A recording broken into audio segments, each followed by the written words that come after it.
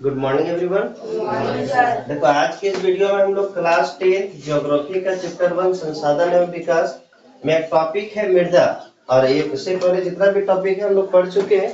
आज हम लोग जो है ना मृदा का वर्गीकरण पढ़ेंगे। सबसे पहले जो है ना यहाँ पे एक मैप दिख रहा होगा, यहाँ पे केवल एक मिट्टी को दिखाया गया है। और इस तरह मैप में मिट्टी को देखने से क्या होता है कि इसका लोकेशन जो है ना अपने आप हो जाते है कि नहीं। तो सबसे पहले यहाँ पे मृदा का वर्गीकरण करने से पहले समझो कि मृदा कितना तरह का होता है, ये बात समझो। तो देखो मेनली जो है ना एनसीईआरटी बुक में मृदा कितना प्रकार का दिया है, 6 प्रकार का। तुम लोग पढ़े होगी ना 8वां क्लास का बुक, उसमें झारखंड का मृदा के बारे में बताया। और झारखंड का जो मृदा है ना, ऐसा नहीं कि जो भारत में मृदा पाया जाएगा वही झारखंड में होगा। अलग अलग जगह पे मृदा अलग अलग प्रकार का हो सकता है, लेकिन एनसीईआरटी बुक में भारत की जो कुल मृदा दिया है ना वो 6 प्रकार का दिया है। जिसमें से पहला कौन सा है, जलोढ़ मृदा, दूसरा काली, तीसरा लाल एवं पीली मृदा, चौथा लेटेराइट मृदा, पांचवा मरुस्थलीय, छठा वन या पर्वतीय मृदा। ठीक, वन मृदा को पर्वतीय मृदा भी कहा जाता है। ये सब मृदा के बारे में हम लोग पढ़ने वाले। आज के इस क्लास में हम लोग केवल जलोढ़ मृदा के बारे में पढ़ेंगे। कोई दिक्कत? देखो यहाँ पे जलोढ़, जलोढ़ को अगर तुम ठीक से देखोगे ना तो एक शब्द दिखेगा जल ओढ़। जल ओढ़ मतलब जल के द्वारा उड़ाई गई मृदा। अब जल के द्वारा उड़ाई गई मतलब क्या होता है, जैसे मान के चलो नदी है, ठीक, तो तुम जानती हो नदी का एक विशेषता होता है, जिस क्षेत्र से नदी गुजरेगा उस क्षेत्र की जो भी मिट्टी है, जब नदी का बहाव तेज होता है ना तो मिट्टी काटते हुए जाता है कि नहीं। लेकिन जब मिट्टी का ये पानी का बहाव अगर धीरे हो जाता है तो मिट्टी बगल में क्या करता है, छोड़ देता है। तो जैसे मान के चलो जो जमीन पे छोड़ा उस पर उड़ा दिया ना, तो उसी को बोलते हैं जलोढ़ मृदा। जलोढ़ मतलब जल के द्वारा उड़ाई गई मृदा, जल के द्वारा उड़ाई गई मृदा। तो सबसे पहले बात याद रखो कि जलोढ़ मृदा किसे कहा जाता है, तो जो जल के द्वारा बनाया जाता है। जल क्या करता है, अपने साथ मिट्टी काट के लाएगा और जब उसका स्पीड धीरे हो जाएगा किनारे में छोड़ देगा, आगे बढ़ जाएगा, तो उसी मृदा को क्या बोलते हैं, जलोढ़ मृदा। पहला बात ये समझी। दूसरा बात समझो कि जलोढ़ मृदा जब जल के द्वारा बनाई जाती है तो इसका निर्माण किसके द्वारा होगा, हिमालय पर्वत से निकलने वाली नदियों के द्वारा। क्योंकि तुम लोग जानती हो ना ये पूरा ऊपर में हिमालय पर्वत है कि नहीं। और यहाँ से जो भी नदी निकली है ना अपने साथ क्या लाई है, मिट्टी लाई है। और जब ये नदी नीचे उतरी तो मिट्टी यहाँ पे छोड़ के फिर आगे बढ़ गई, है कि नहीं। तो ये जो पूरा दिख रहा है ना आपको कलरफुल, ये क्या है, जलोढ़ मृदा है कि नहीं। तो पहला बात याद रखना कि इसका निर्माण जो है ना हिमालय से निकलने वाली नदियों के द्वारा हुआ है। क्योंकि हम लोग जानते हैं हिमालय से जो भी नदी निकलता है बहुत मिट्टी काटता है, और जो मिट्टी काट के छोड़ा वो जलोढ़ मृदा कहलाता है। तो इसका निर्माण हिमालय से निकलने वाली नदियों के द्वारा होगा कि नहीं होगा। देखो इसके अलावा भी जो नदी है, ऐसा नहीं कि सब नदी हिमालय पर्वत में ही है, कुछ नदी पठार से भी निकलती जो इधर बनाई है कि नहीं। लेकिन मुख्य रूप से जो है ना हिमालय पर्वत से निकलने वाली नदियों के द्वारा जलोढ़ मृदा का निर्माण होता है। ठीक, देखो अब हिमालय से निकलने वाली नदियां कौन कौन से, तो मुख्य रूप से 3 नदी तंत्र है। सिंधु नदी तंत्र, नदी तंत्र का मतलब होता है सिंधु नदी और उसका सहायक नदी, कुल मिलाकर के नदी तंत्र कहलाएगा। ऐसा नहीं कि हिमालय पर्वत से केवल 3 ही नदी निकलता है, लेकिन मुख्य रूप से कहलाता है 3 नदी। एक सिंधु नदी तंत्र, दूसरा गंगा नदी तंत्र और तीसरा ब्रह्मपुत्र नदी तंत्र। जैसे ये 8वां क्लास में हम लोग पढ़े हैं ना सिंधु नदी तंत्र के बारे में। जैसे यहाँ से सिंधु नदी ऐसे निकली, इधर ये गंगा नदी और ये इधर ब्रह्मपुत्र नदी, है कि नहीं। ये 3 नदी के द्वारा मिलकर ये मिट्टी काट करके यहाँ पे लाया गया है।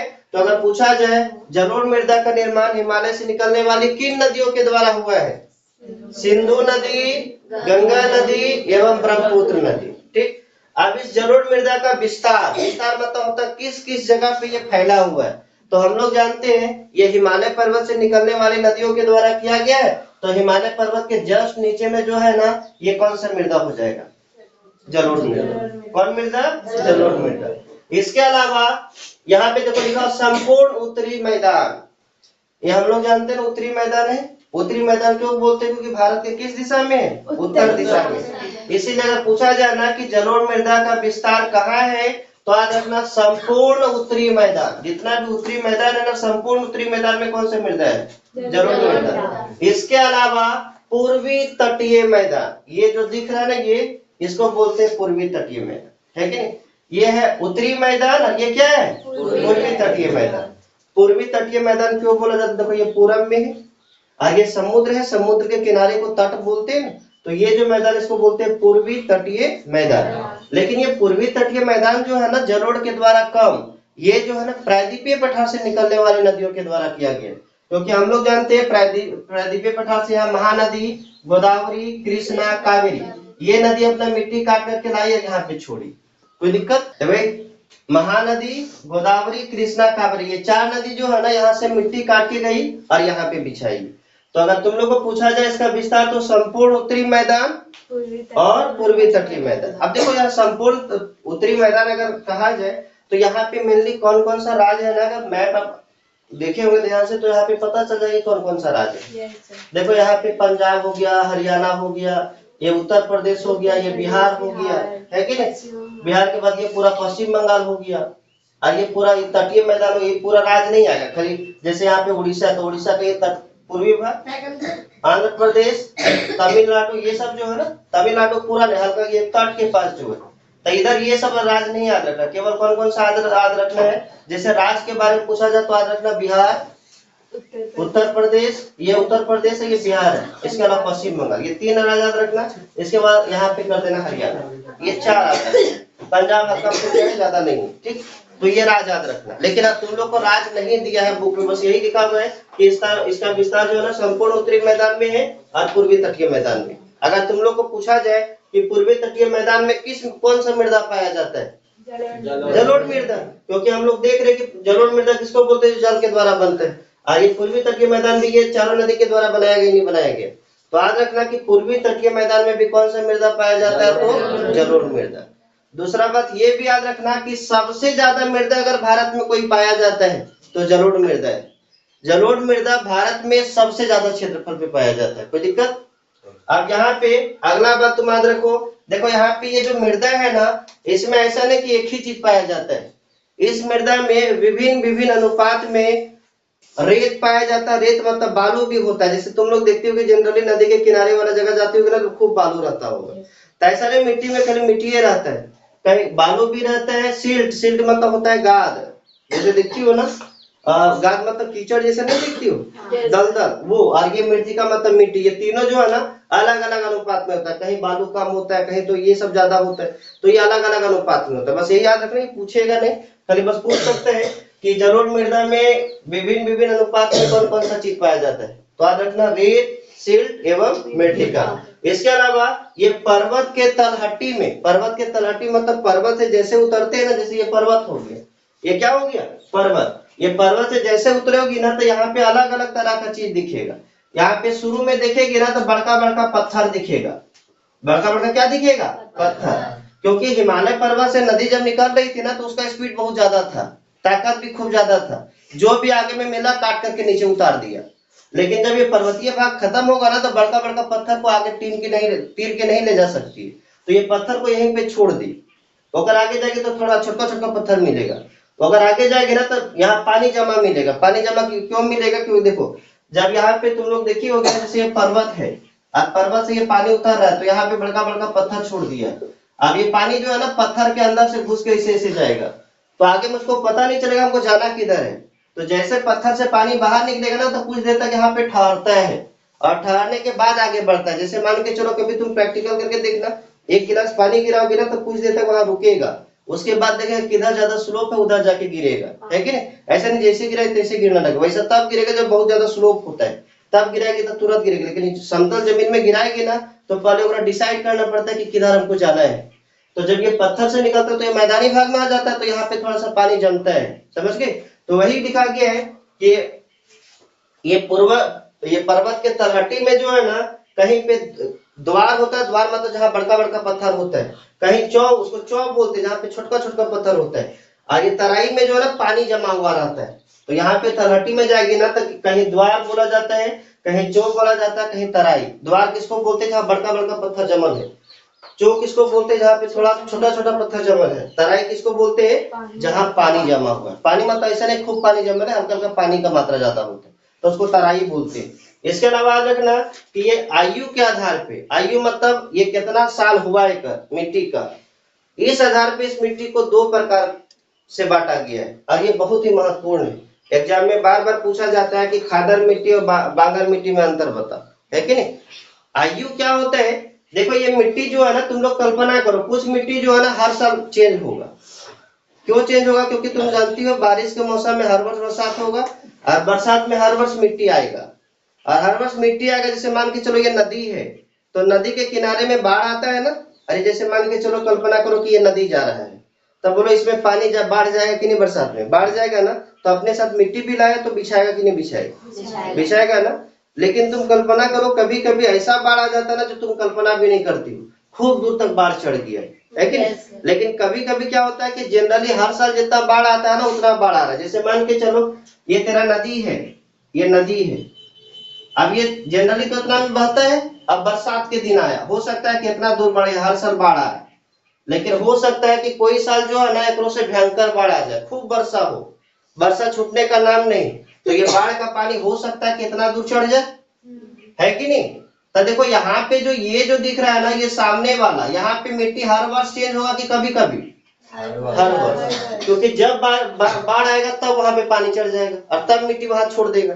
तो ये मिट्टी जो है ना हर वर्ष चेंज हो रहा है, इसीलिए नयका मिट्टी बोलेंगे। और ये यहाँ पे हर वर्ष थोड़ी चढ़ रहा है। जब खूब ज्यादा वर्षा हो जाए, सब जगह के पानी टगर के एक जगह आ जाए, तो यहाँ पे खूब भयंकर बाढ़ आ जाता है। और यहाँ पे हर वर्ष चल रहा है कि एक आध साल के बाद, एक आध साल के बाद। बोलो नया ये है कि वो है? अरे जो जनरली नया, जैसे मान के चलो एक कपड़ा पहनी, फिर तुरंत मतलब नया कपड़ा पहन ली, तो नया वो ना, वही कपड़ा पहनी साल भर से उसमें पहन ले, तो नया थोड़ी बोलेंगे। तो यहाँ पे जो है ना इतना बोलते हैं नई मिट्टी, इसको क्या बोलते हैं? पुरानी मिट्टी। तो उसी तरह से जो है ना, ये आयु के आधार पे को खादर बोला गया है और दूसरा को बांगर बोला गया है। खादर किसको बोलते हैं? जो नयका होता है। ये मिट्टी क्या है? खादर मिट्टी। और ये ऊपर वाला क्या है? बांगर मिट्टी। बांगर मिट्टी को पुरानी जलोढ़ मिट्टी कह सकते हैं? नहीं कह सकते? कह सकते हैं ना। इसके अलावा रखना ही, खादर मिट्टी जो है ना महीन कण का बना होता है। महीन कण मतलब समझती हो? बहुत पतला पतला कण होता है।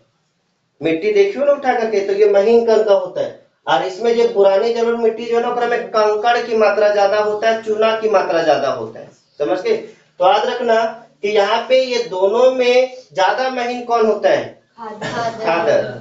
और ये बांगर जो है ना, इसमें कंकड़ की मात्रा होता है। किसका मात्रा होता है? कंकड़ की मात्रा। अगर तुम लोग को पूछा जाए दोनों में ज्यादा उपजाऊ कौन होगा? खादर होगा कि नहीं होगा? अरे यहाँ पे पूरा महीन मिट्टी केवल पाया जाता है, उपजाऊ मिट्टी। और तो देखो ये बहुत ज्यादा उपजाऊ होगा। उपजाऊ क्यों होगा? सो परेशान। देखो जो मिट्टी होता है ना, वो एक्टिव लेयर मतलब उपजाऊ पर मिट्टी जो होता है ना ऊपर वाला ही होता है। कभी भी हम लोग देखते हैं जैसे फसल उगाए, फसल लगा रहे हैं, तो जो मिट्टी में खाद डाला जाता है ना, ये ऊपर वाला पता सतह पे ही डाला जाता है। ऐसा नहीं कि मिट्टी कोड़ी और कोड़ के हटाई, खाद डाली, फिर मिट्टी ढके, ऐसा कभी डालती हो? नहीं। क्योंकि ये जो ऊपर वाला लेयर है ना, इसी में खाद का प्रयोग किया जाता है। चाहे तो गोबर छीटो, चाहे यूरिया वगैरह से ज्यादा नहीं छीटना चाहिए। खाद जो होता है ना, जैविक खाद, वो सब ज्यादा प्रयोग करना चाहिए। तो वो सब क्या होता है कि ऊपर वाला लेयर में होता है। और नदी कौन वाला मिट्टी बहाती? ऊपर वाला बहाती नहीं बहाती। तो देखो सब जगह के अच्छा अच्छा मिट्टी बहा के ला रही है ना, और वह मिट्टी यहाँ पे छोड़ रही है। तब बोले ये उपजाऊपन होगा कि नहीं होगा? ये बहुत ज्यादा उपजाऊ होता है। जलोढ़ मृदा जो है ना सबसे ज्यादा उपजाऊ मिट्टी। जितना भी यहाँ पे तुम मिट्टी देखिए, अभी छह मिट्टी में सबसे ज्यादा उपजाऊ अगर पूछा जाए तो कौन सा मिट्टी? जलोढ़ मिट्टी। और जलोढ़ में भी खादर ज्यादा उपजाऊ की बांगर? ये मत बोल देना कि बांगर उपजाऊ नहीं होता। अरे बांगर उपजाऊ होता है, लेकिन खाली खादर से कम होता है। बाकी बस ये सभी मिट्टी से बांगर भी ज्यादा उपजाऊ होता है कि नहीं? क्योंकि ये मिट्टी भी जो है ना जलोढ़ मिट्टी बना, जलोढ़ मिट्टी सबसे ज्यादा उपजाऊ होता है। लेकिन अगर पूछा जाए दोनों में ज्यादा उपजाऊ कौन, तो खादर। कोई दिक्कत? इसके अलावा कंकड़ की मात्रा यहाँ पे जो है ना, ये नदी के किनारे मेनली होता है। यहाँ पे जनरली गांव बसा हुआ होता है। बांगर मिट्टी जो होता है ना, वहां पे जनरली गांव बसता है। अब तुम बोलेंगे सर बांगर मिट्टी में गांव कैसे बहेगा? वहां पे भी तो बाढ़ आता है। लेकिन कभी कभी सुनी होगी तुम लोग, देखो यहाँ पे ये हिमालय पर्वत है, और हिमालय पर्वत से जो भी नदियां निकलती है, अगर कोनो ठिकाना नहीं रहता कि नहीं जाएगा सो, क्योंकि इतना स्पीड से अबे नहीं करती है। अगवा में कुछ मिल गया तो अपना रास्ता चेंज कर लेती है। एक नदी का नाम सुनोगे तुम लोग, कोसी नदी का। कोसी नदी जो है ना अपना रास्ता परिवर्तन के लिए प्रसिद्ध है, मार्ग परिवर्तन के लिए। वो कोसी नदी जो है ना, वो बिहार का शौक कहलाता है। ताकि बिहार में ऐसा ऐसा बाढ़ लगा ना कि कल्पना भी लोग नहीं करता कि इनसे पानी आ सकता है। जैसे मान के चलो ये बिहार है, क्या है? बिहार। ये हम सफेद कर दिए ना, यहाँ बिहार है, ठीक।